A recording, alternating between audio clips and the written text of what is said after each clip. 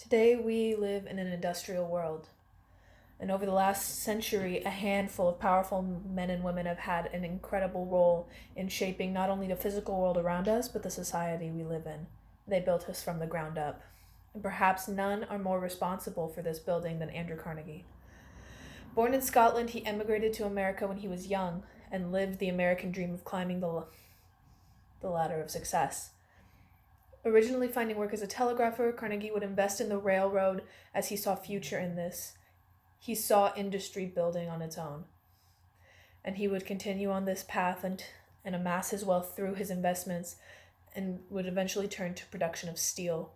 Steel would become one of the most sought after materials for building as the century continued. And from this venture, he would hold a monopoly on this new material, which would make him, at one point, the richest man in America. And while one of the most powerful men in the world, one of the most powerful leaders of industry, he shared this with the likes of John D. Rockefeller, and men like this would revel in their wealth and use it with their families and leave it as an inheritance. But Carnegie saw more. Carnegie saw a future with his wealth and believed in philanthropy.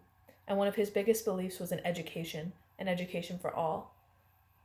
So with his wealth, he built massive libraries, he built institutions, and he funded grants for further education, and he made it so other students would be able to get there. He did this with us, the future generations, in mind. As we continue to pursue our education in these trying and unforeseen times, we honor Carnegie. We honor Andrew Carnegie.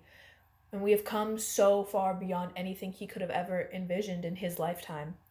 And so as we are here today, recording our speeches digitally, taking our classes online, even to this day, we are his legacy, and we will have to continue our pursuit